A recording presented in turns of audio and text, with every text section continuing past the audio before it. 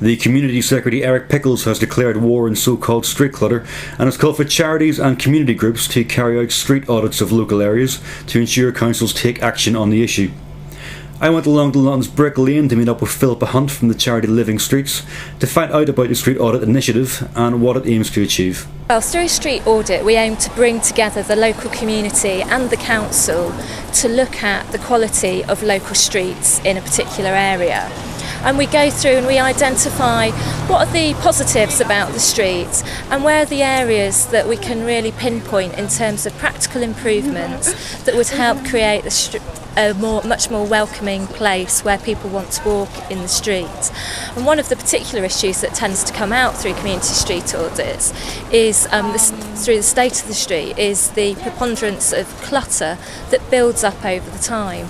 By clutter I'm talking about things like badly placed bins, excessive guard railing and signage, and advertising boards that can really add together over time to create trip hazards and an obstacle course for people using their street.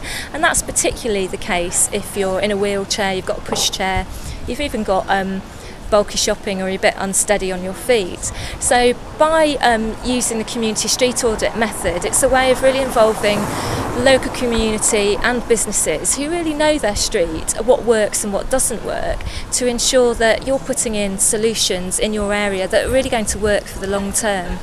Okay. Aren't these sort of signs and bollards there for a reason? Are they to protect the public and tell us where to go and that kind of thing? If we took them away, wouldn't it cause chaos?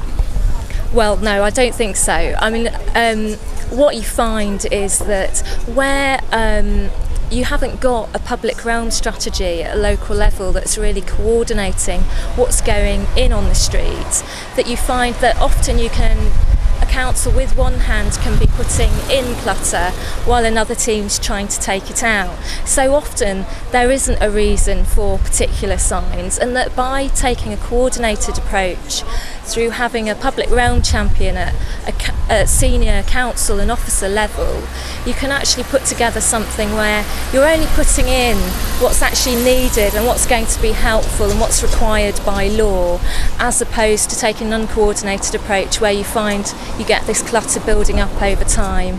I mean, alongside that, crucial aspects are really involving the local community and ensuring that there's strong national guidance on this that empowers local people and the local council to take action on the issue. Okay, so what are some examples of good practice that you've seen around in council areas?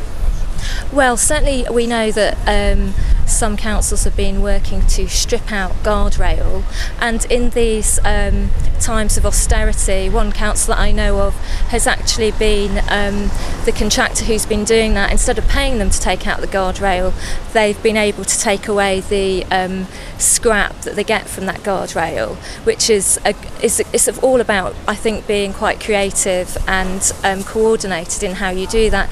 In other areas, over in the Cut in Southwark, they've been designating where local businesses can put their rubbish out at set times of the week, so that there's a coordinated strategy so you don't find rubbish building up over time and over the week and left haphazardly on the street where it becomes an obstacle for people using that area.